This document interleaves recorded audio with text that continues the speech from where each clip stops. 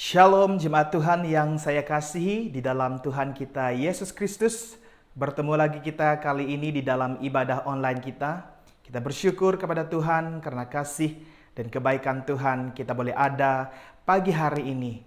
Terpujilah nama Tuhan kita.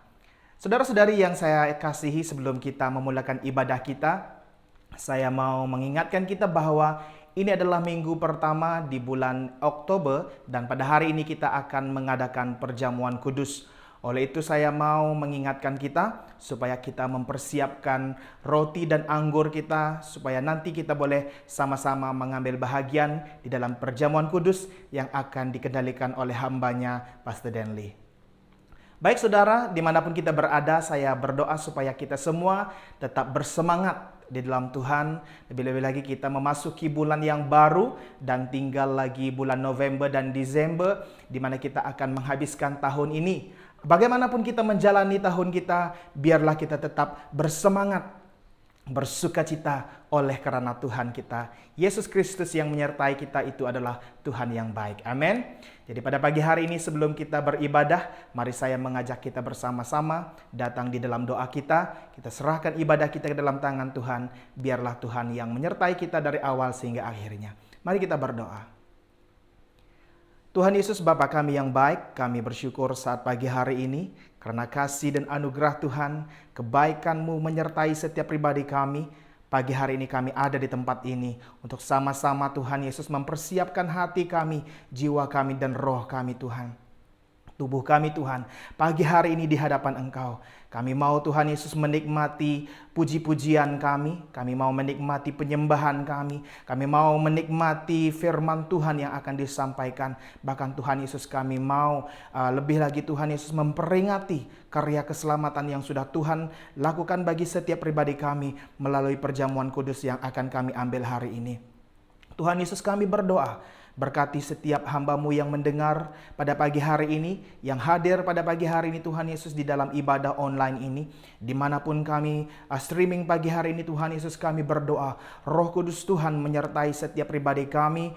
Roh Kudus Tuhan hadir dalam setiap rumah kami, karena Allah yang kami sembah adalah Allah yang tidak terbatas. Allah yang kami sembah adalah Allah yang omnipresent, yang ada di mana-mana saja.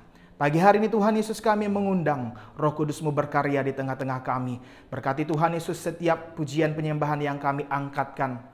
Biarlah ini menjadi sorak kemenangan kami. Biarlah ini akan membawa kemenangan, penerobosan di dalam hidup kami. Bahkan Tuhan Yesus akan membawa kami lebih bersemangat di dalam Engkau. Dan biarlah Tuhan Yesus segala pujian kami, penyembahan kami yang kami andalkan pada pagi hari ini Tuhan adalah sebagai ekspresi Tuhan Yesus, betapa kami mau bersandar, betapa kami memerlukan Engkau Tuhan Yesus, pengharapan kami yang ada di dalam kehidupan kami. Begitu juga Tuhan dengan hamba-Mu Pastor Denley yang akan menyampaikan firman-Mu. Engkau berkati Tuhan Yesus firman ini.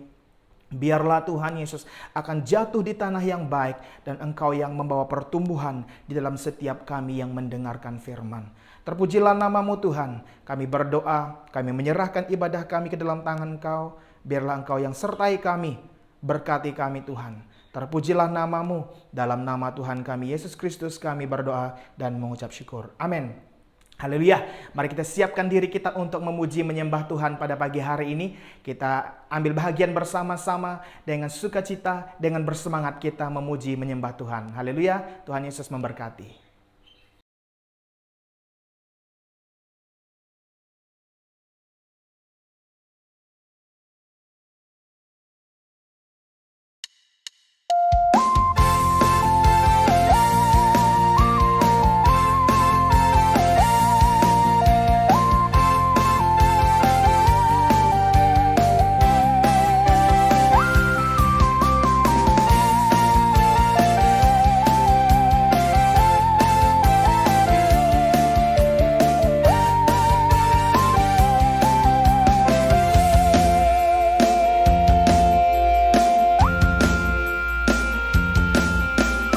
Bangkit, serukan nama Yesus. Maju, nyatakan kuasa-Nya. Kita buat iblis gemetar, kalahkan tipu dayanya dengan kuasa namanya. Bangkit, serukan nama Yesus. Maju, nyatakan kuasanya. Kita buat iblis gemetar, kalahkan tipu dayanya dengan kuasa namanya. Nama Yesus benar yang kuat. Nama Yesus kota benteng yang teguh. Nama Yesus kalahkan semua musuh. Nama Yesus di atas segalanya.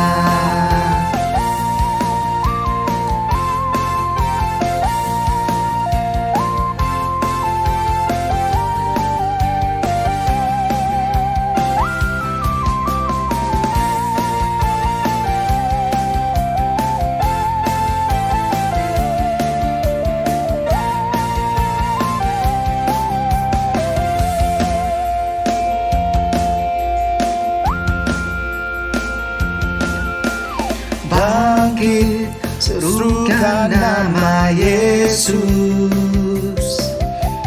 Maju, nyatakan kuasanya. Kita buat iblis gemetar, kalahkan tipu dayanya dengan kuasa namanya. Nama Yesus menara yang kuat. Nama Yesus kota benteng yang teguh. Nama Yesus kalahkan semua musuh.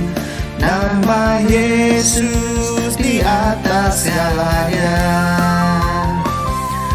Nama Yesus menara yang kuat. Nama Yesus kota benteng yang teguh. Nama Yesus kalahkan semua musuh. Nama Yesus di atas segalanya. Nama Yesus kalahkan semua musuh. Nama Yesus di atas segalanya. Haleluya.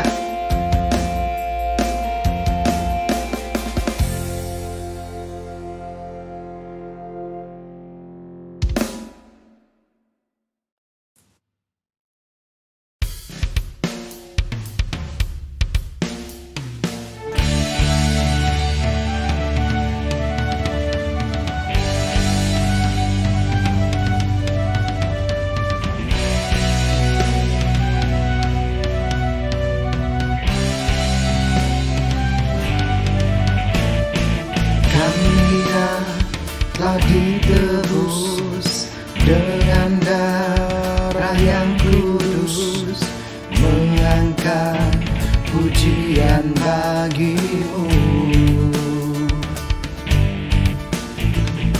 Kami baik kudusmu sebagai bukti karyamu, nyatakan kau besar dan hidup.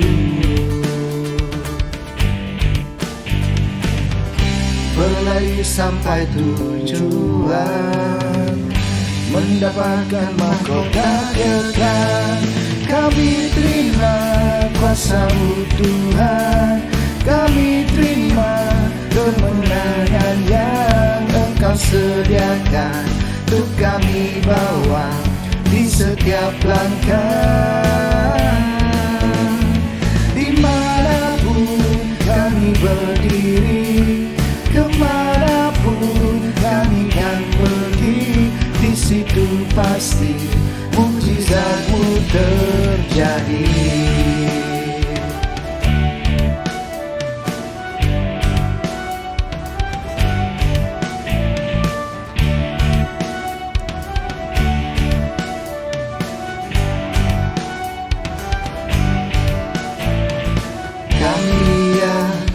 telah ditebus dengan darah yang kudus, mengangkat pujian bagimu. Kami baik kudusmu sebagai bukti karyamu, nyatakan kau besar dan hidup.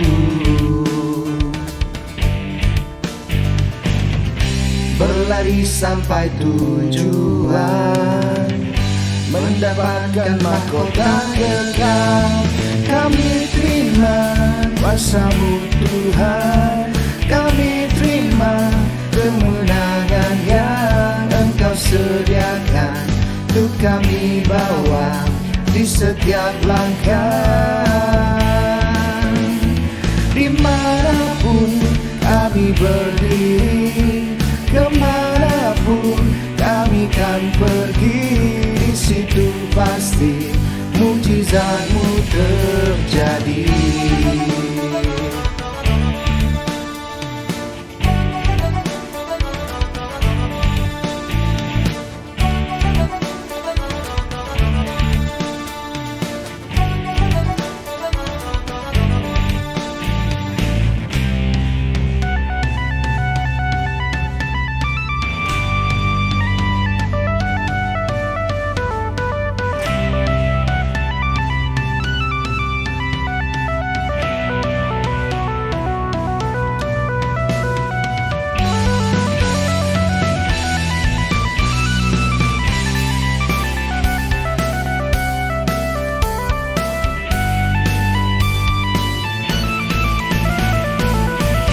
Berlari sampai tujuan, mendapatkan mahkota kekal. Kami terima kuasa-Mu Tuhan, kami terima kemenangan yang Engkau sediakan untuk kami bawa di setiap langkah. Dimanapun kami berdiri, kemanapun kami kan pergi, di situ pasti mukjizat-Mu terjadi.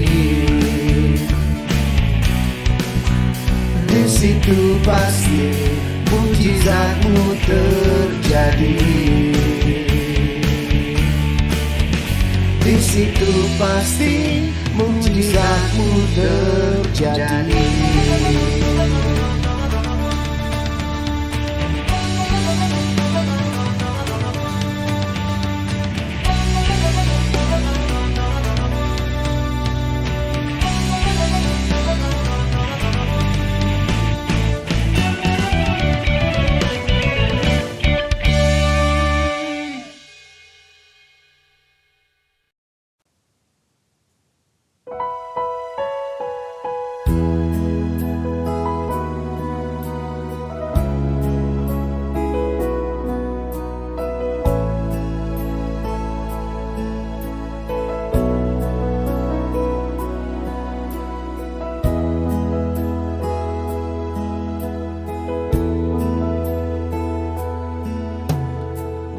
Bukan dengan kekuatanku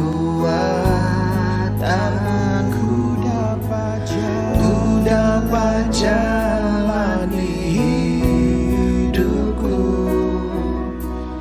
tanpa Tuhan yang di sampingku. Ku tak mampu sendiri.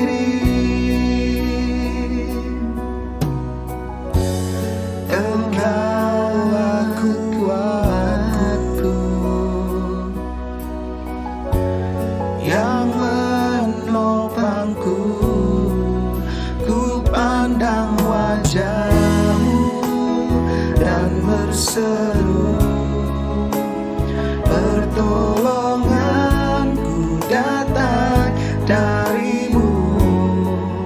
Peganglah tanganku, jangan lepaskan. Kaulah harapan dalam hidupku.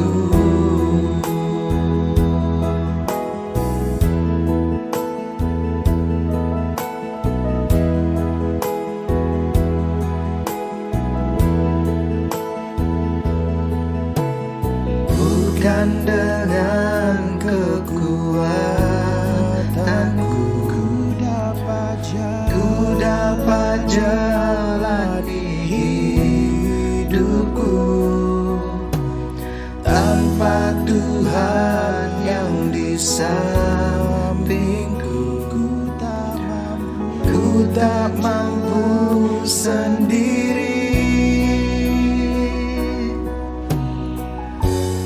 Engkaulah kuatku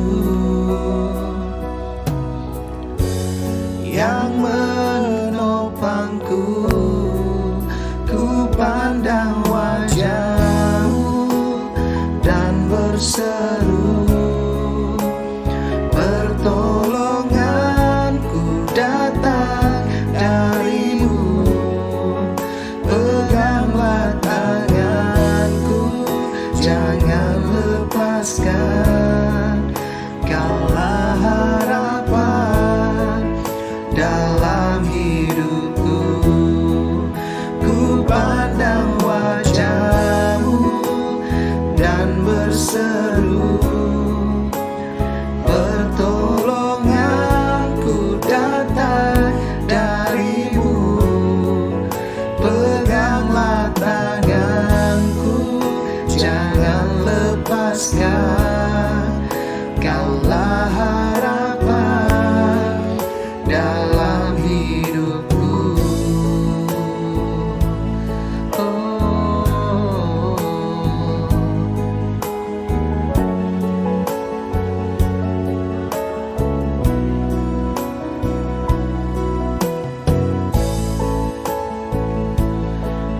Terima kasih Yesus. Oh haleluya. Ku pandang wajah-Mu dan berseru, pertolonganku datang dari-Mu. Peganglah tanganku, jangan lepaskan. Kaulah harapan dalam hidupku. Kaulah harapan dalam hidupku. Kaulah harapan dalam hidupku.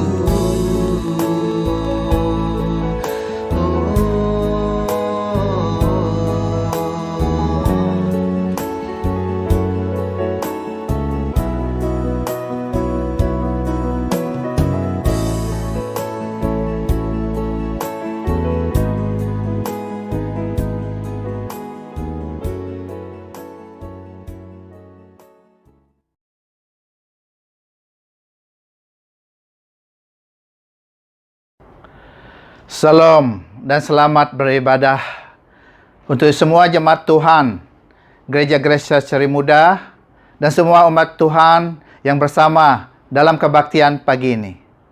Puji Tuhan, kena dapat mengikuti ibadah kita, dan saya harap kamu diberkati oleh hadirat Tuhan dan dijamah olehnya. Pagi ini juga kita akan mengadakan perjamuan kudus. Dan di akhir penyampaian firman Tuhan, oleh itu saya sarankan dan kamu sediakan roti dan anggur bagi keluarga kamu, dan untuk kamu yang bersendirian juga kamu sediakanlah roti dan anggur untuk kamu. Karena kita akan mengadakan perjamuan kudus selepas penyampaian firman Tuhan nanti. Pagi ini kita sekali lagi mengucapkan segala puji syukur bagi Yehova Bapa kita yang di surga.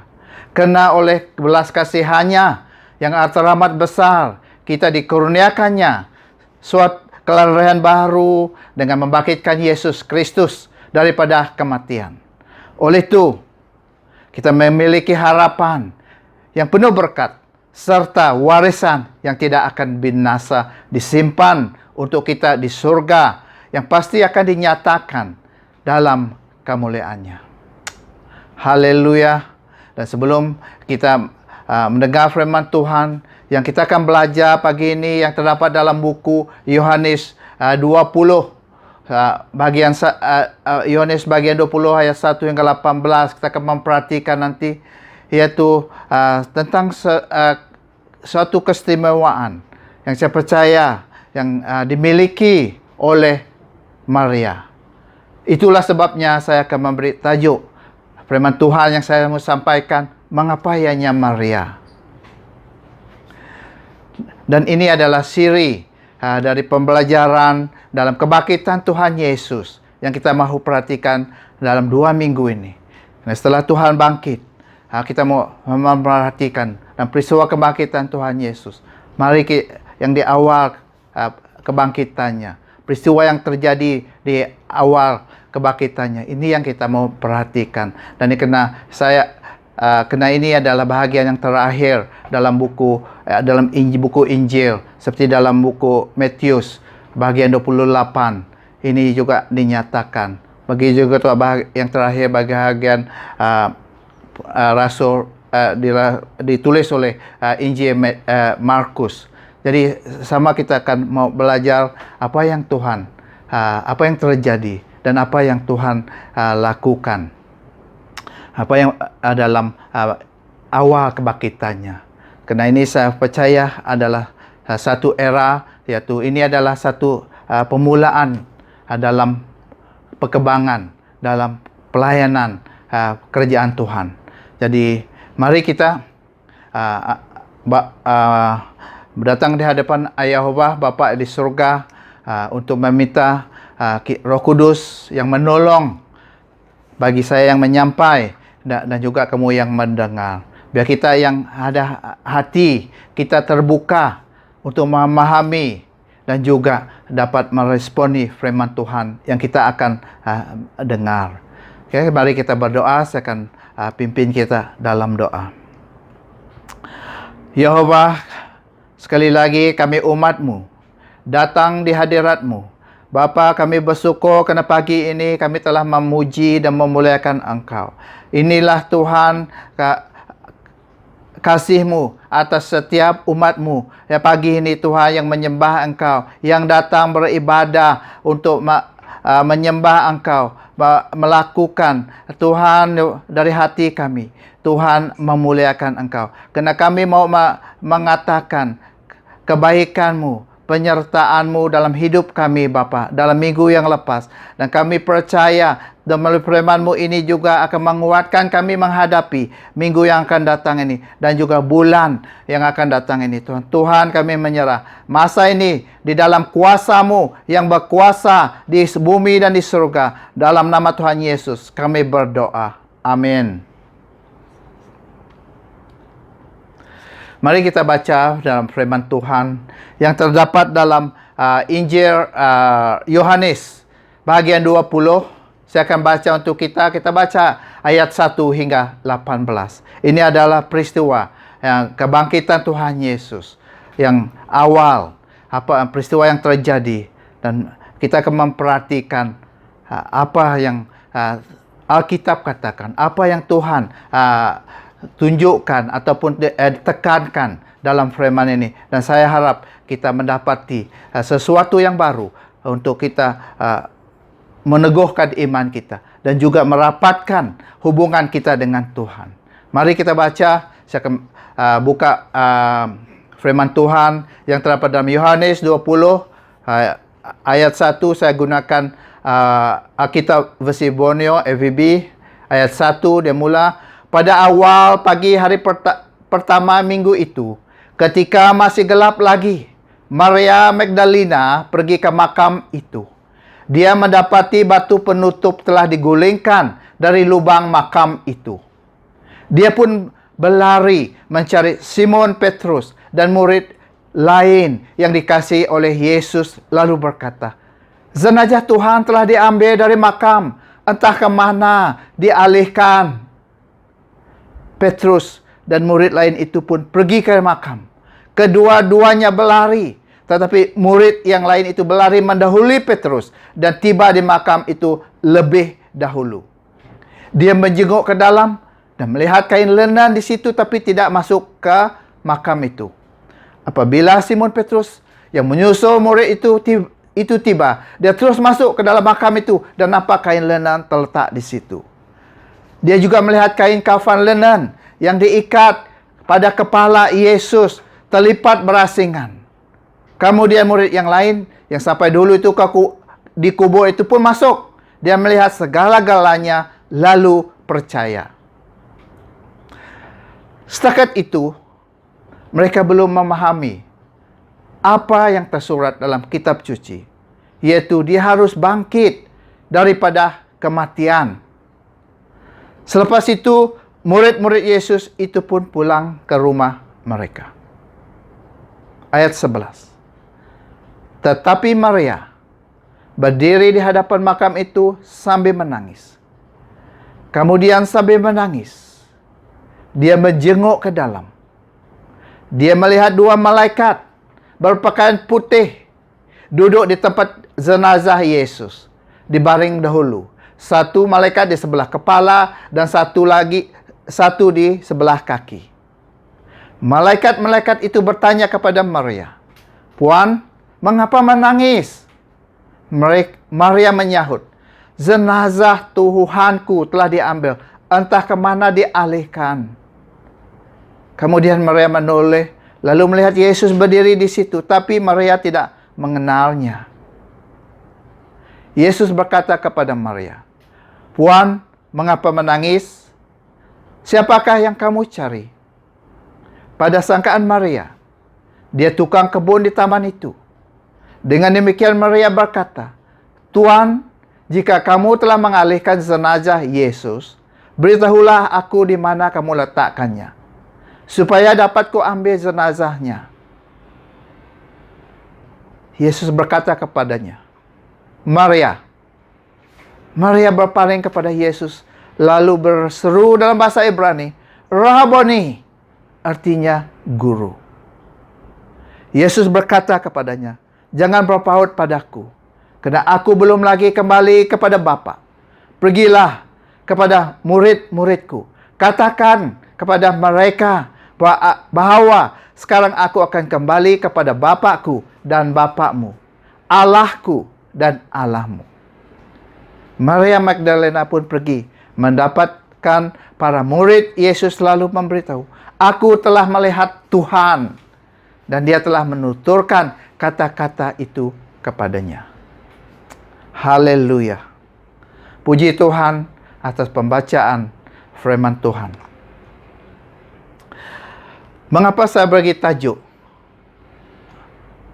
"Mengapa ianya Maria?" Seperti yang kata tadi adalah karena saya nampak macam ada satu keistimewaan yang ada dalam Maria. Untuk dia adalah orang yang pertama melihat Yesus yang bangkit. Ya, dalam pada itu menanya soalan mengapa kepada seorang, ada kalanya sesuatu yang tidak menyenangkan kepada dia. Ini kena macam kita mencari kelemahan seseorang itu. Dan juga ada kalanya bila ditanya orang mengapa, ini akan menaiki darah orang yang ditanya. Dan akan berlaku pertengkaran. Tetapi di sini saya gunakan soalan mengapa ianya Maria. Karena ada keistimewaan pada Maria dalam peristiwa yang kita baca tadi. Jadi ianya dalam konteks yang positif. Dan Alkitab juga macam menunjukkan ke arah ini dalam ayat 11. Yaitu dia mulakan, "Tetapi Maria." Jadi ianya menunjukkan ada kelebihan, keistimewaan pada Maria, yaitu sesuatu yang berlainan tentang Maria ini. Ya, jadi itulah sebabnya saya menggunakan tajuk ini, "Mengapa ianya Maria?" Dan dari pembacaan kitab ini dan sejarah awal gereja, Maria adalah salah ataupun seorang salah seorang di antara manusia ataupun yang ini adalah wanita yang pertama melihat Yesus kembali, yaitu menyaksikan kebangkitan Yesus. Yesus yang hidup balik daripada kubur dia, daripada kematian dia. Jadi sangat istimewa pada Maria, pada seorang ini. Jadi itulah sebabnya saya kata, mengapa hanya Maria?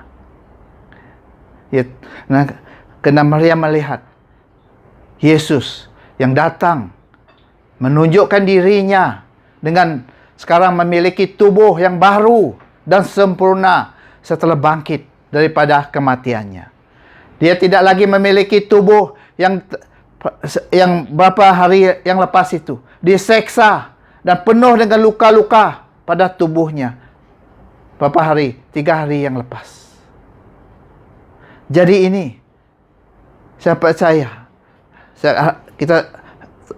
ini adalah keistimewaan Maria karena menjadi saksi yang pertama melihat peristiwa kebangkitan dan kemunculan Yesus yang baru saja bangkit dari kubur dia. Jadi oleh itulah saya mau kita sama-sama memperhatikan apa tindakan Maria yang membawa pengalaman dengan berjumpa dengan Yesus yang hidup semula dan orang yang pertama melihat dan menyaksikan kebangkitan Yesus. Pasti ada tindakan dan sikap Maria sehingga Tuhan Yesus datang berjumpa dengan dia. Walaupun dia baru saja bangkit berapa jam saja dari kubur dia.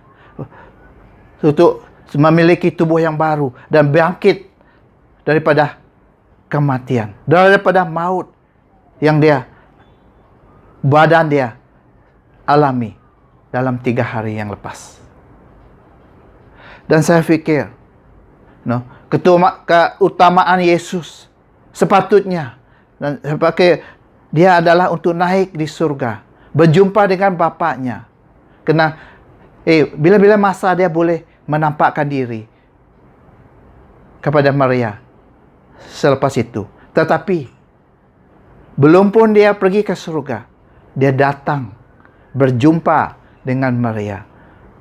Belum pun dia naik ke surga berjumpa dengan Allah Bapa. Dia datang.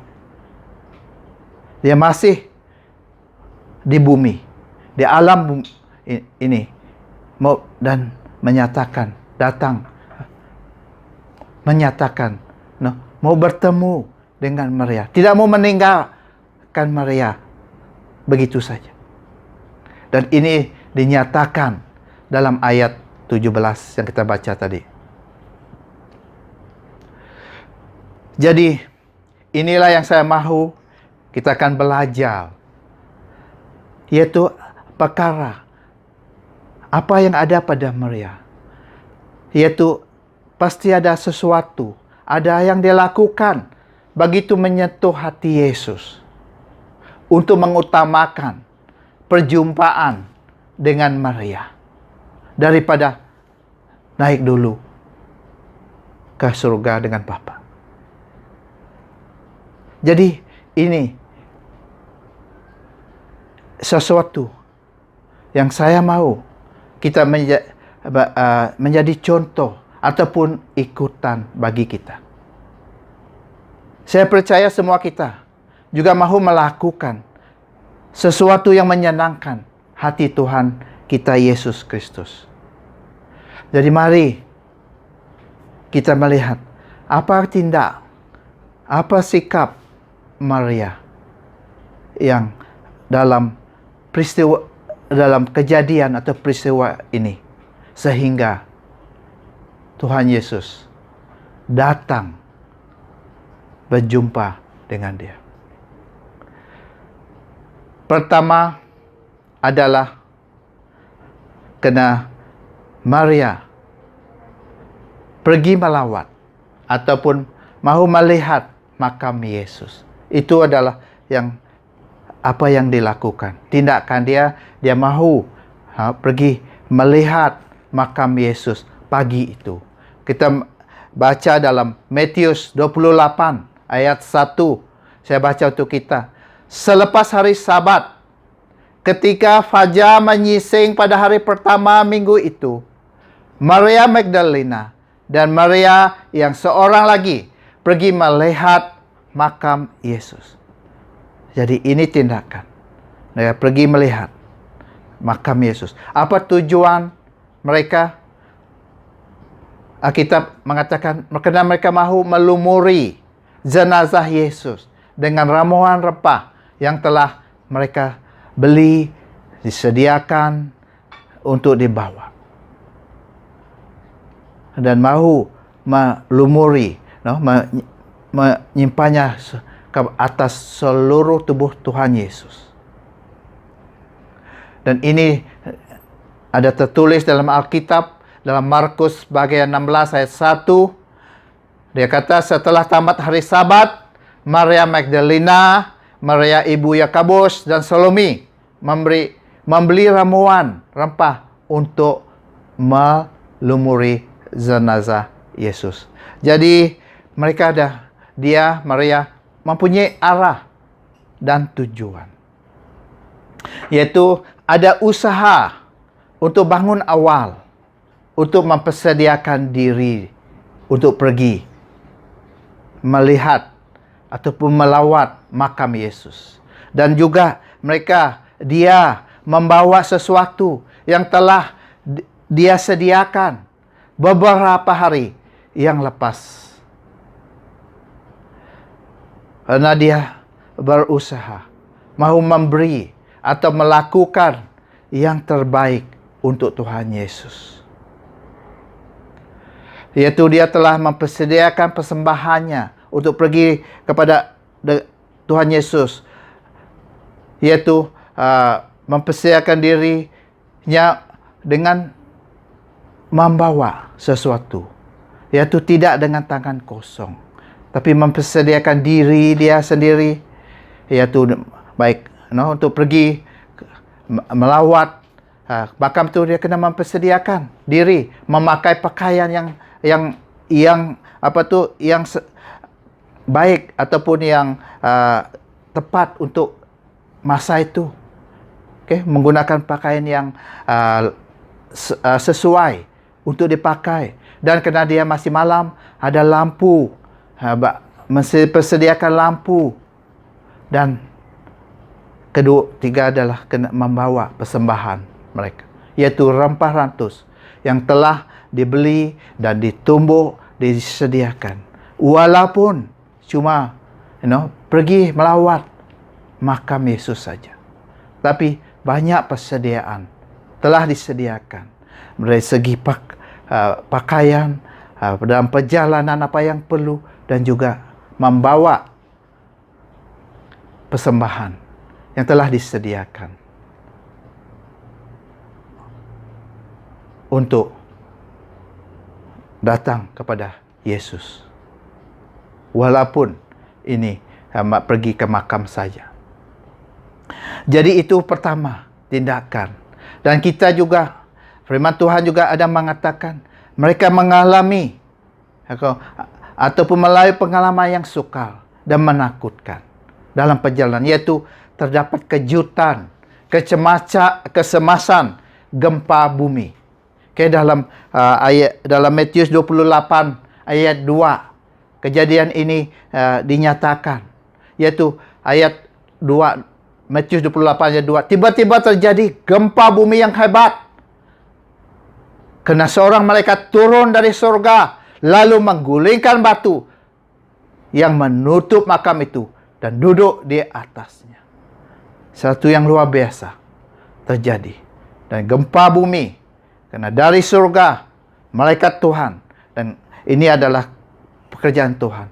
Dan baru akan terjadi gempa bumi yang hebat. Jadi ini adalah pengalaman. Pengalaman dan perjalanan ini pasti menakutkan mereka. Menakutkan Maria. Karena sudah pun mereka. Nah, untuk pergi ke makam itu, mereka terpaksa berjalan keluar dari pintu kota. Dan berjalan di luar kota lagi. Dan ini juga bukannya dekat, tapi akan mengambil sedikit masa untuk sampai ke makam itu. Dan apa yang terjadi? Dikejut lagi. Dalam keadaan yang gelap lagi. Yang tidak berapa terang. Kerana belum gelap. Belum terang lagi. Matahari belum menyising. Fajar lagi belum menyusul.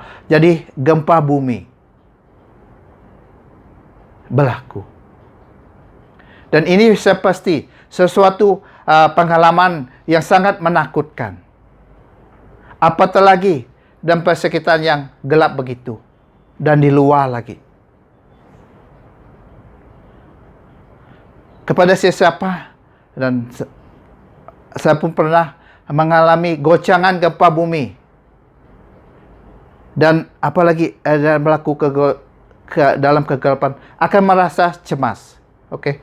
Apabila terjadi gempa bumi, selalunya semua orang akan merasa cemas. Dan ini Maria dan wanita yang bersamanya, saya pasti akan berteriak ketakutan dan terpaksa berhenti dan terdiam seketika sehingga gempa itu reda.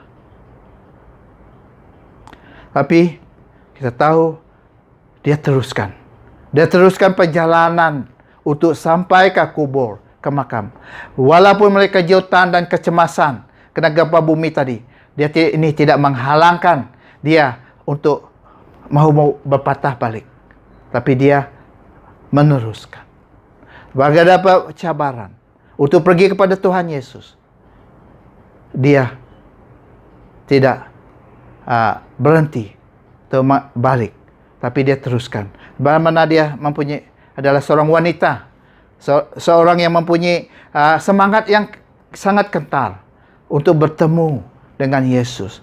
Dia hati dia mesti sampai untuk bertemu dengan Yesus, walaupun melalui pengalaman yang sangat menakutkan, dan walaupun cuma pergi ke kubur makam Yesus saja. Jadi ini kita melihat apa yang ada pada wanita ini. Sangat kental. Jiwa, semangat dia untuk berjumpa dengan Yesus. Dan apa yang terjadi juga, bila dia sampai, didapatinya pintu atau penutup makam itu terbuka. Yaitu yang kita baca tadi dalam ayat 1. Pada awal pagi pertama, minggu itu ketika masih gelap, Maria Magdalena pergi ke makam itu. Dia mendapati batu penutup telah diguling dari lubang makam itu. Dan pasti dia merasa terkejut. Tidak seperti disangkakan. Karena sebelum dalam perjalanan dan juga ada dalam Injil mengatakan, mereka berkata kepada diri mereka, siapa yang menolong kita mengalihkan pintu makam nanti. Tapi bila dia sampai, dia melihat pintu makam terbuka dan terbiar. Dan ini pasti membuat dia mempunyai perasaan yang berkecamuk. Okay? Tidak mengerti apa yang telah terjadi. Mahu. Tapi hati dia kena pergi. Dia mahu dan pergi balik. Memberitahukan anak-anak murid Yesus yang lain. Dan ini yang dia lakukan. Okay, ayat 2. Dia pun berlari mencari Simon Petrus dan murid lain yang dikasihi Yesus. Lalu berkata, jenazah Tuhan telah diambil dari makam. Entah ke mana lagi. Mana dia berlari.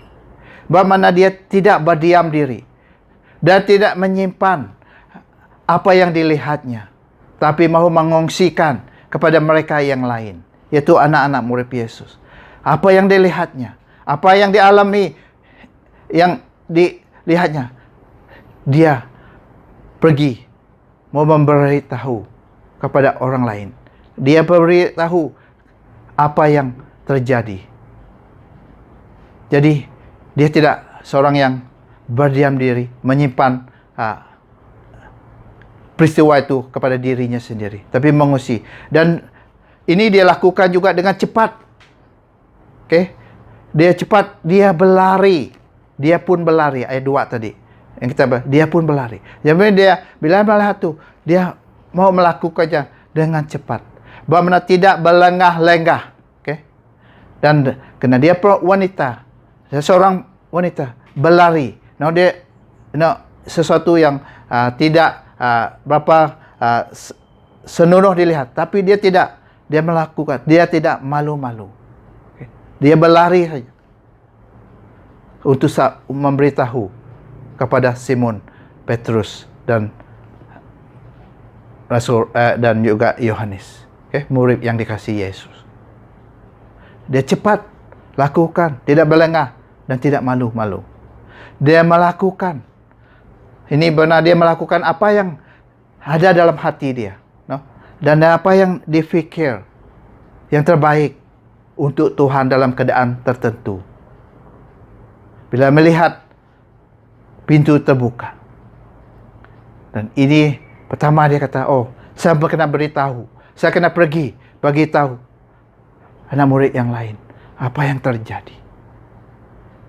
Tidak ada orang suruh dia buat itu, tapi ini yang dalam hati dia. Ini tidak ada SOP, tidak ada posisi dia. Oh, kalau ini terjadi, ini yang kamu lakukan. Tidak ada arahan dan sebagainya. Tapi apa yang dia lihat, apa yang dialaminya, dia pergi beritahu. Jadi ini satu yang ada pada Maria. Mahu mengungsikan, mahu memberitahu dan bertindak cepat apa yang dialaminya. Dan yang keempat, yang sama-sama kita mau perhatikan lebih dalam, yaitu dia kembali ke makam itu. Dan ayat 11, ini sangat penting. Yang kita sama, ini adalah sikap Maria. Yang percaya dari sikap ini, kita melihat bahwa ini menyentuh hati Tuhan Yesus. Ayat 11. Tetapi Maria berdiri di hadapan makam itu sambil menangis. Kemudian sambil menangis, dia menjenguk ke dalam. Mari kita perhatikan ayat ini. Bagaimana dia kembali ke makam sesudah memberitahu para murid Yesus di rumah mereka. Mereka berlari seperti firman Tuhan tadi, Yohanes dan Simon Petrus berlari, tapi Maria berlari juga, tapi dia akan menyusul balik dan sampai kepada makam. Bagaimana dia tidak, sudah pun di kawasan perumahan dia tidak balik ke rumahnya. Tetapi masih sesudah melalui itu, mengalami itu, memberitahu, dan dia tidak balik ke rumah dia, tapi dia berada di makam. Bagaimana sesudah dia beritahu, dia berjalan balik. Dia keluar lagi daripada kota itu, pergi ke makam. Jadi ini yang Maria lakukan. Dan di makam itu, ayat 11 menyatakan apa yang Maria lakukan. Jadi inilah sikap dia yang kita sama-sama perhatikan dalam ayat 11 ini. Pertama, ayat 11, dia kata, dia berdiri, yaitu di hadapan makam itu. Dia berdiri. Apa arti berdiri? Ini adalah to stand. Ini itu dalam posisi, dalam seperti saya, dalam keadaan berdiri. To stand. Dia berdiri. Berdiri adalah to stand. Posisi berdiri, dan banyak kali juga perkataan to stand ini kita telah dengar dalam bab ajaran yang dulu yang telah sampaikan, yaitu dalam bahasa Ibrani dia ialah amat, yaitu juga bermakna arti remain, seperti kata tinggal tetap, tidak berganjal. Ini juga perkataan stand itu, dia berdiri itu, yaitu dia tinggal tetap, bertetap dengan keputusan atau pendirian, tidak melarikan diri. Perkataan amat ini, berdiri ini, ia juga bermakna juga sedia dalam apa juga keadaan, sedia mempertahankan diri, tidak membiarkan orang melakukan sesuatu sesuka hati. Ini kita dengar bermakna dalam dia berdiri. Perkataan ini dia adalah seperti kita melihat, dia tidak takut apa yang terjadi dalam kecemasan. Dia mempunyai, karena dia berdiri ini adalah seorang yang mempunyai semangat yang ketar, steadfast, tidak mahu berganjal selagi tidak mencapai tujuan dia. Dan juga ini berdiri ini bagaimana dia sedia membayar harga. Dalam keadaan berdiri mesti ada kesulitan, lebih senang duduk, lebih senang baring, tapi dia berdiri. Dia tinggal. Berapa lama dia berdiri di sana? Kita berkata, tapi dia berdiri. Dia tidak mau berganjal. Selagi dia tidak mencapai tujuan dia. Dan dia sedia membayar harga. Karena berdiri ada kesulitan seperti saya kata, tapi ada juga pandangan serong, mungkin ada pandangan serong dari orang lain terhadap dia. Tapi dia tidak menghirau semua itu. Juga mungkin ada nasihat, ajakan daripada mereka yang lain kepada dia. Tapi dia tetap, dia berdiri, dia tidak balik, dia tinggal, he remain, tinggal tetap di sana. Mungkin mereka ada ajak, suruh balik, dan meratap di rumah saja. Sementara menunggu apa yang terjadi. Ini lebih baik daripada kamu tinggal, berdiri, dia tidak tahu apa terjadi. Baliklah. Mungkin ada ajakan, mungkin ada nasihat daripada para murid yang balik. Dan mungkin ada yang nasihat dia, tempat ini tidak selamatlah bagi seorang wanita. Karena ini adalah tempat yang terpencil, sepi, di luar kota. Jadi semua nasihat itu sangat logik. Tetapi Maria tetap dengan pendiriannya. Dia berdiri, tetap dengan pendirian. Dia tetap dengan tujuan asalnya. Selagi dia belum dapat menemukan dan juga melumuri tubuh Yesus, dia tidak akan berpatah balik. Jadi ini sikap Maria. Jadi mari kita katakan, ikut kata saya. Maria berdiri. Boleh kita katakan, saya pun berdiri. Katakan sekali, Maria berdiri. Saya pun berdiri. Kedua, dia menangis.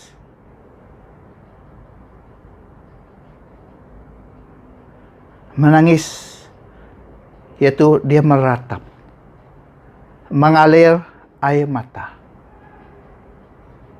He sees in grief, sangat dalam kesedihan, sangat sedih dan mengharukan.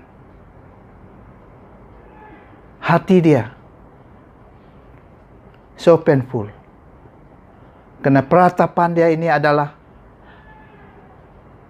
untuk mungkin atau beberapa sebab adalah, pertama, dia hilang percaya pada dirinya. Have loss of oneself. She lost of herself. Hilang percaya pada dirinya. Yaitu dia tidak dapat bergantung pada dirinya. Kekuatan dia. Ini di luar kemampuan dia. Walaupun mungkin dia seorang yang kaya, duit yang banyak pun tidak akan menolong dia mendapat tubuh Yesus lagi. She lost in her. She lost of herself. Dia hilang percaya pada dirinya. Juga tidak ada tempat bergantung lagi pada diri dan kepada orang lain. Have lost one to whom she was dependable. Okay? Tidak ada tempat untuk mengadu. Tidak tahu siapa yang dapat membantu. This is his grief. Inilah tangisan peratapan dia.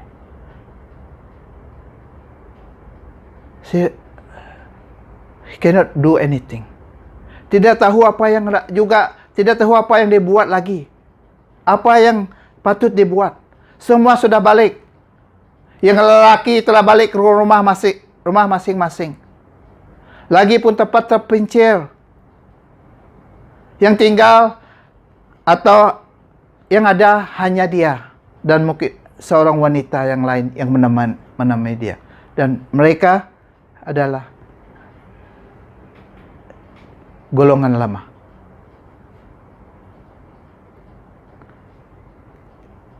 So dalam keadaan ini, dan saya percaya kesedihan peratapannya ini sangat menyentuh, yang menyentuh hati Tuhan Yesus. Dan Tuhan Yesus sendiri mengalir air mata bila dia melihat orang yang meratap. Dan ini ditulis dalam buku Yohanes ayat bagian 11. Kita baca ayat 33.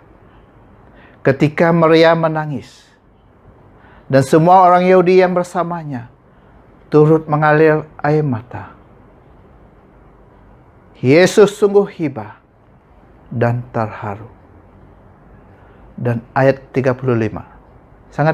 mungkin sangat pendek dalam Alkitab mengatakan Yesus menangis. Ayat 35, Yesus menangis.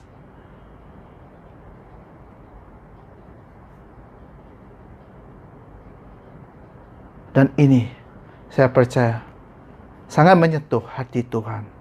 Dan juga ada beberapa firman Tuhan menunjukkan bahwa Tuhan akan bertindak bagi mereka yang dalam kesedihan dan mengalir air mata.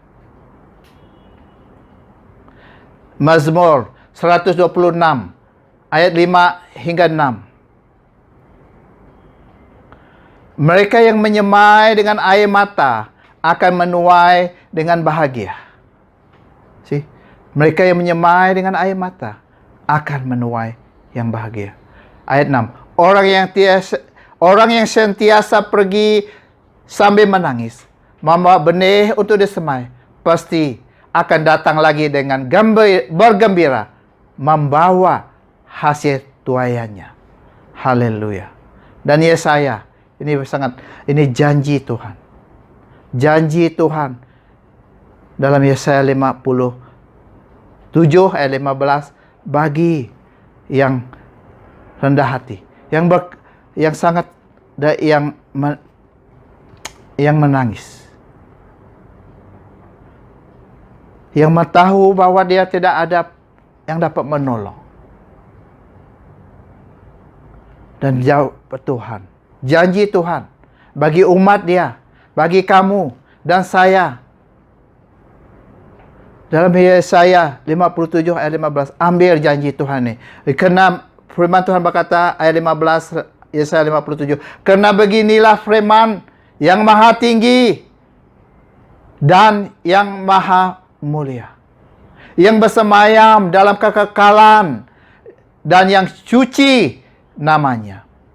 Aku bersemayam di tempat yang tinggi dan suci, tapi juga bersama-sama orang yang hancur hati dan rendah hati, untuk menyegarkan semangat orang yang rendah hati dan untuk menyegarkan hati yang hancur. Jika kamu dalam keadaan begini, biar Tuhan datang menyegarkan semangat dan juga menyegarkan hati kamu.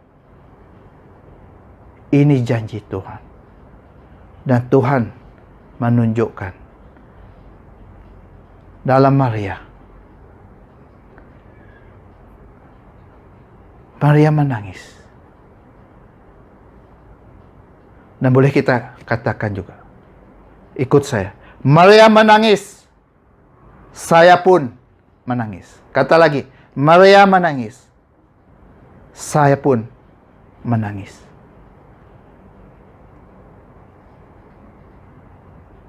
Ini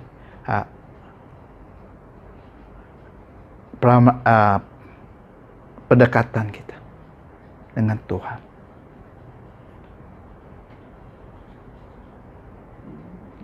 Dan juga yang ketiga, firman dalam ayat ini tadi, Maria juga menyingguk ke dalam. Yaitu untuk menyingguk ke dalam.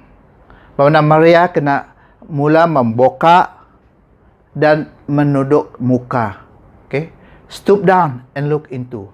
Dia membuka dan baru dia melihat dalam. Kena lubang itu. Terpaksa dia tunduk kepala dan melihat dalam. Kena itu pasti dia kena lakukan supaya dia dapat melihat apa yang ada dalam lubang itu. Jadi ini juga adalah satu posisi yang mempunyai pemikiran atau fikiran yang sangat fokus dan juga atentif, yaitu memberi tumpuan, yaitu hati dan fikiran hanya untuk Yesus ketika itu.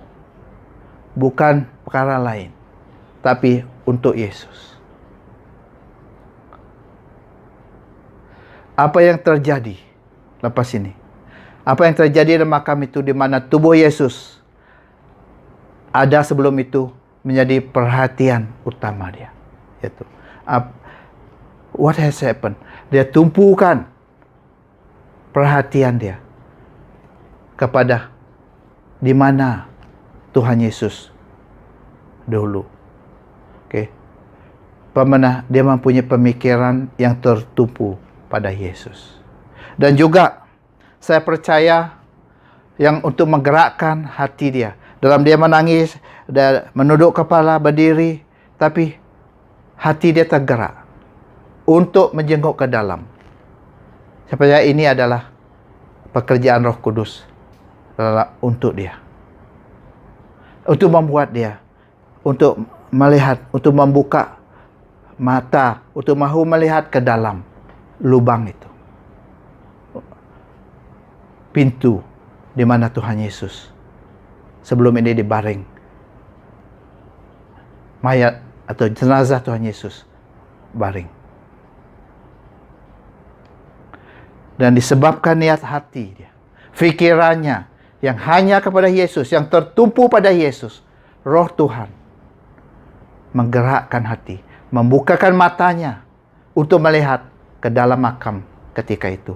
Dan apa yang berlaku adalah sesuatu yang supernatural, sesuatu yang luar biasa, di mana dapat mata hati dia, roh dia melihat yang ajaib, yaitu dua malaikat berada, yang ada di tempat jenazah Yesus sebelum ini, dan datang dan mengatakan dan berbual dengan dia. Dan dia juga berbual dengan malaikat. Ayat 12. Dia melihat dua malaikat berpakaian putih duduk di tempat jenazah Yesus dibaring dahulu. Satu malaikat di sebelah kepala dan satu lagi di sebelah kaki. Jadi bila dia dalam keadaan yang tertumpu pada Tuhan, pertolongan Roh Kudus membuka mata dia untuk melihat yang supernatural. Dan juga apa yang berlaku, sesuatu yang sangat luar biasa, yaitu Yesus sendiri datang muncul, berbual, dan memanggil nama Maria. Dan mata Maria mengenal bahwa ianya Yesus. Ayat 16 dan 17. Saya baca sekali lagi. Yesus berkata kepadanya, Maria. Maria berpaling kepada Yesus, lalu berseru dalam bahasa Ibrani, Raboni, artinya guru. Yesus berkata kepadanya, jangan berpaut padaku, karena aku belum lagi kembali kepada Bapa. Pergilah kepada murid-muridku, katakan kepada mereka bahwa sekarang aku akan kembali kepada Bapakku dan Bapakmu, Allahku dan Allahmu. Haleluya. Haleluya. Sangat luar biasa bila hati tertumpu kepada Yesus dan Tuhan Yesus, dan membuka mata, dan kita akan menemukan Tuhan Yesus. Dan Tuhan Yesus datang kepada Maria, kepada kita, kalau kita sama mempunyai niat dan pikiran yang hanya untuk Yesus seperti Maria. Jadi mari kita ikut saya lagi sekali. Maria menjenguk. Boleh katakan, saya pun menjenguk. Sekali lagi, Maria menjenguk, saya pun menjenguk. Dan yang keempat, Maria menjadi saksi. Ayat 18. Maria Magdalena pun pergi mendapat para murid Yesus, lalu memberitahu, aku telah melihat Tuhan, dan dia telah menuturkan kata-kata itu kepadanya. Ya, walaupun dalam tradisi orang Yahudi, di mana mereka meremehkan kesaksian atau kurang percaya pada kesaksian seorang wanita, tapi Allah menggunakan seorang wanita menjadi saksi utama, key witness kepada peristiwa keajaiban dalam kebangkitan Tuhan Yesus. Maria dipilih oleh Allah untuk menyaksikan kebangkitan Tuhan Yesus yang pertama, yang terawal adalah karena Maria mempunyai sikap dan tindakan yang menyentuh hati Tuhan Yesus. Allah tidak memerlukan sokongan dari pihak dunia untuk menunjukkan tindakan dan rencana. Kepercayaan kita tidak terletak pada kesalahan manusia, tapi iman kepada firman Tuhan. Ini kata Tuhan Yesus kepada Thomas dalam Yohanes 20:29. Yesus berkata kepadanya, Thomas, oleh sebab kamu telah melihatku, maka kamu percaya. Diberkatilah orang yang percaya walaupun tidak melihatku. Haleluya. Menjadi saksi. Pergi mendapat para murid dan memberitahu apa yang dia telah melihat, apa yang Tuhan telah tunjuk, kebangkitan Tuhan, percakapan Tuhan kepada dia. Dia menyaksikan kepada para murid. Jadi boleh kita katakan juga, Maria bersaksi. Katakan, saya pun bersaksi. Maria bersaksi, saya pun bersaksi. Haleluya. Jadi itu firman Tuhan. Itu sikap dan tindakan seorang wanita, Maria. Jadi itu sebab mengapa ianya Maria. Dan mari kita melihat, karena dia mempunyai sikap yang kita melihat tadi, yaitu hati yang tertumpu dan semangat yang kental kepada Tuhan Yesus. Jadi, sebagai tindakan kita, ambil contoh Maria, supaya menjadi ikutan bagi kita. Yaitu bila kita melakukan ibadah, biarnya ibadah yang memuliakan dan menyenangkan hati Tuhan Yesus. Okay?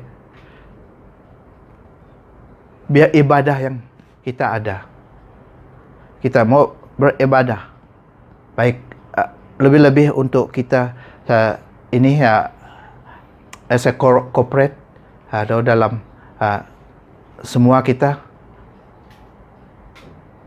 ataupun secara pribadi, biar kita tahu bagaimana datang beribadah yang menyenangkan hati Tuhan.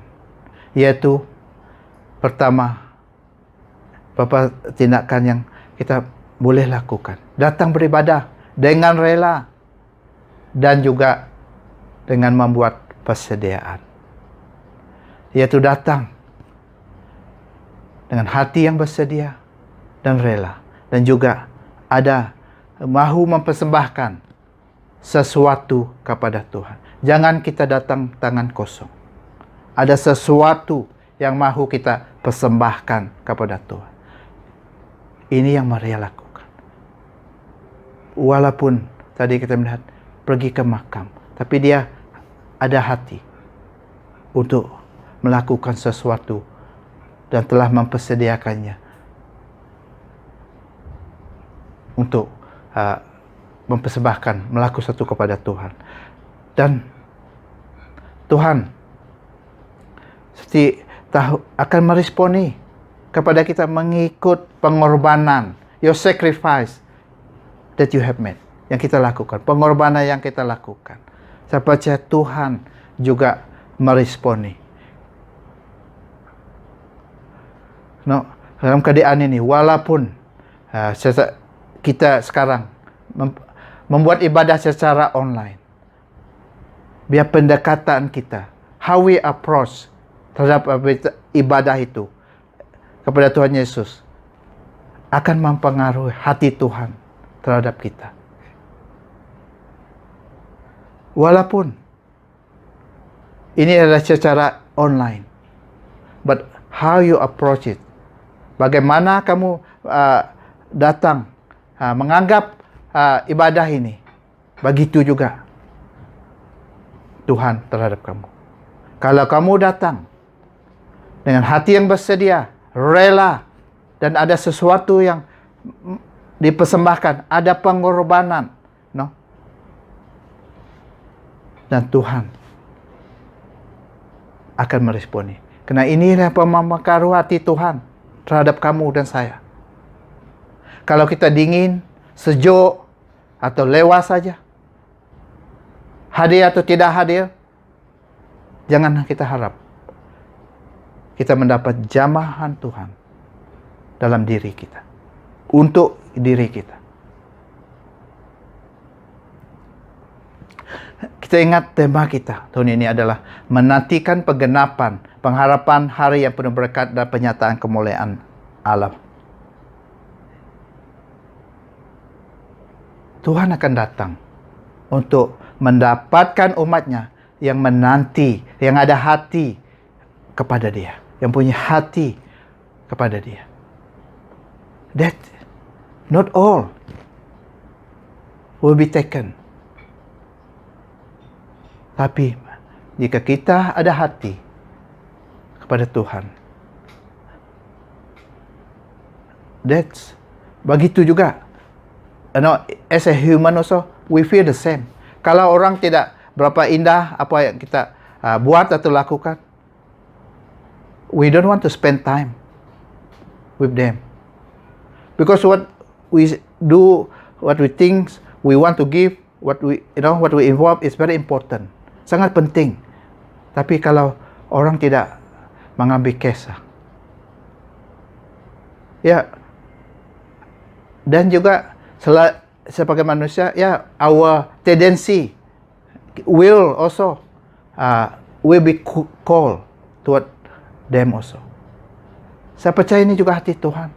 Dan kalau kita datang dengan hati yang benar dan rela, yang membuat sesuatu untuk mau bertemu dengan Tuhan, dan Tuhan seperti Maria, sampai dia tinggal, tidak pergi ke surga dulu, tapi balik untuk bertemu, untuk berbual, untuk mendapatkan Maria.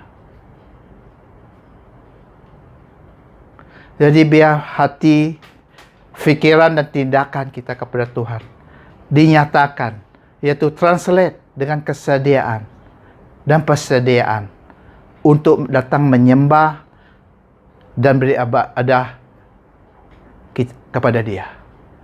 Walaupun dalam keadaan begini.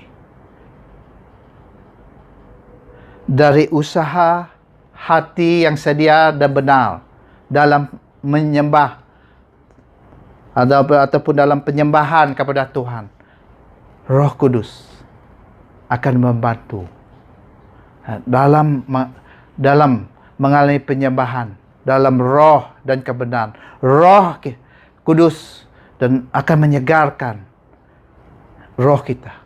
Roh kita oleh Tuhan akan disegar dan diamankan dengan penuh sukacita dalam Yesus Kristus, dalam Tuhan Yesus. Maria cuma pergi ke makam, tapi bersedia untuk pergi karena Tuhannya ada di sana dan mahu melakukan yang terbaik bagi Tuhan. Dan Tuhan telah melawat dia secara pribadi dan memberi sukacita yang penuh dan sangat bermakna kepada dirinya untuk selama-lamanya. Jadi oleh itu, saya serukan, mari kita mempunyai kerinduan untuk datang menyembah Allah, beribadah kepada Allah dalam apa juga keadaan. Ambil ibadah kita secara serius. Haleluya. Puji Tuhan, itu firman Tuhan yang saya sampaikan. Ada amin? Haleluya. Jadi kita teruskan dengan perjamuan kudus. Jadi mari kita mempersediakan diri untuk mengambil perjamuan kudus ini. Ingin saya ingatkan juga sekali lagi bahwa perjamuan kudus ini adalah bagi jemaat Tuhan Yesus, yaitu mereka yang telah percaya kepada Tuhan Yesus Kristus dan menjadi pengikut-pengikutnya. Jadi bagi yang belum terima Tuhan Yesus sebagai juru selamat dan Tuhan dalam hidup kamu, tidak perlu mengambil bagian, tetapi saya harap kamu menerima kasih Allah kepada kamu dalam Yesus Kristus. Karena Allah telah mempersediakan segalanya untuk kamu, yaitu Dia telah sediakan korban untuk pembayaran, tebusan bagi segala dosa kamu, dan juga Dia mampu memberi kamu kehidupan yang kekal dan berkelimpahan, karena Dia telah bangkit dari kematiannya, seperti firman Tuhan yang kita telah dengar pagi ini. Dan bagi kita yang akan mengambil, biarlah kita mempunyai semangat yang kental, yaitu iman kita. Biar kita berkomitmen iman kita kepada Tuhan kita, Yesus Kristus. Dan ini pendekatan iman kita akan bertambah dan tidak berbelah-belah bagi kepada Tuhan Yesus. Biarlah kita menjadi pengikutnya yang setia sampai Dia datang, panggil kita naik ke surganya. Jadi, sebelum kita mengambil bagian, saya mau kita berdoa untuk memperhatikan diri kita dan juga mempersediakan diri. Karena jika ada apa-apa yang tidak menyenangkan hati Tuhan yang kita lakukan, kita kena datang kepada Dia, katakan kepada Dia, minta pengampunan daripada Dia, dan Dia bersedia untuk mengampuni. Firman Tuhan mengatakan, jika kita mengakui segala dosa kita, Allah itu setia untuk mengampuni dan menyucikan kita dari segala kejahatan. Oleh itu mari kita berdoa. Belum kita mengambil perjamuan kudus. Haleluya. Bapa yang di surga, kami bersyukur. Bapa, inilah kami umat-Mu. Pada pagi hari ini sekali lagi Tuhan mau mengambil perjamuan kudus ini. Tuhan, walaupun kami tidak bersama, kami berada di tempat kami masing-masing, tapi kami bersatu dalam roh kami, di hadapan-Mu, dalam kerjaan-Mu Tuhan Yesus. Mau mengambil sebagai satu umat, menyatakan kesyukuran kami untuk memperingati apa yang Kau telah lakukan bagi kami Tuhan Yesus. Oleh itu Bapa, biarlah Engkau datang bersama kami dalam pengambilan roti dan air dan perjamuan kudus ini. Dalam nama Tuhan Yesus kami berdoa. Amin. Kita ingat, kita akan ambil roti. Dan kita sebelum kita ambil, kita ingat firman Tuhan dalam 1 Korintus 11 ayat 23 hingga 24. Aku telah menerima daripada Tuhan apa yang telah aku sampaikan kepadamu, bahwa pada malam Dia dikhianati, Tuhan Yesus telah mengambil roti. Dan selepas mengucap syukur, Dia telah memecah-mecahkan roti itu lalu berkata, "Ambil dan makanlah. Inilah tubuhku yang diserahkan untukmu. Lakukanlah ini sebagai peringatan kepadaku." Jadi sebelum kita ambil, kita dengar kata Tuhan. Roti ini adalah tubuh Kristus yang diserahkan untuk kamu dan saya. Yaitu tubuh Kristus yang telah menjadi korban dengan mati di salib untuk menebus segala dosa kita daripada kuasa iblis. Jadi mari kita ambil dan ingat roti sebagai tubuh yang telah menjadi korban, yang mati di salib bagi kita untuk menebus segala dosa kita dari kuasa iblis. Mari ambil.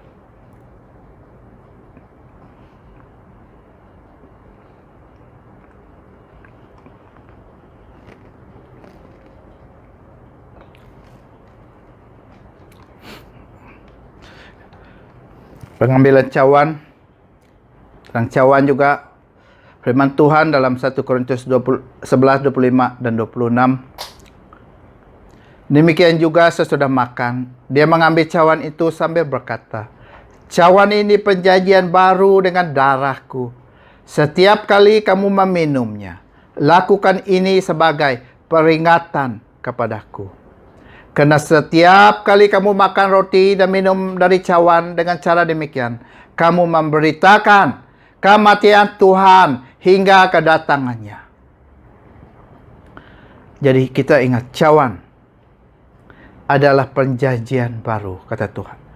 Perjanjian baru dalam darah Kristus untuk kamu dan saya, yaitu darah Yesus yang tercurah di kayu salib itu, untuk melepaskan kita dari kuasa maut iblis dan memperdamaikan kita dengan Allah, untuk menjadi kita waris surga dalam kerajaan Allah.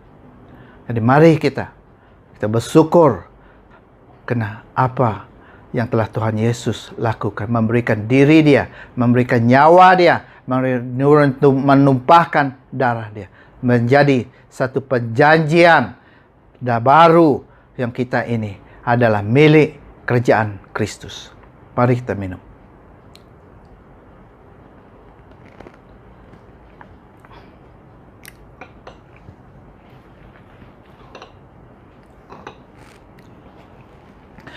Itu kita tutup kebaktian kita. Mari kita berdoa, kita bersyukur untuk perjamuan kudus dan menyerah juga firman Tuhan yang telah kita dengar, yang kita telah belajar pagi hari ini. Bapa, kami datang di hadirat-Mu. Kami bersyukur Bapa karena Engkau ada bersama kami. Hadirat-Mu adalah bersama kami dari mula kebaktian kami pagi hari ini sampai pengakhirnya Tuhan. Bapa, kami datang kepada Engkau mengucapkan syukur karena Engkau lah yang telah berbicara bahwa Bapa, Engkau yang ada adalah Allah yang hidup, yang di surga, dan kami bersyukur menjadi anak-Mu, dan kami bersyukur karena dapat bersatu dalam roh kami Tuhan pagi ini untuk beribadah kepada Engkau, baik memuji Engkau, mendengar firman-Mu, dan juga Tuhan mengadakan perjamuan kudus. Kami bersyukur Bapa, biar ini apa yang kami lakukan pagi hari ini Tuhan adalah untuk selamanya, adalah karena menyenangkan hati Tuhan, dan Tuhan Engkau akan melakukan segala yang Kau rencanakan untuk kami melalui ibadah kami yang telah kami lakukan pagi ini. Terima kasih Bapa, kami bersyukur karena memiliki Engkau sebagai Bapa yang baik, Bapa yang di surga, Bapa yang di atas segalanya, pencipta langit, bumi dan segalanya. Bahwa Engkaulah yang maha tinggi, bahwa Engkaulah yang maha mulia, bahwa Engkaulah yang maha kudus, dan bahwa Engkaulah kekal selamanya. Terima kasih Bapa, kami datang mengucapkan syukur kami dalam nama Tuhan Yesus yang berkuasa di bumi dan di surga. Dalam nama Tuhan kami yang akan datang mengambil kami berdoa. Amin.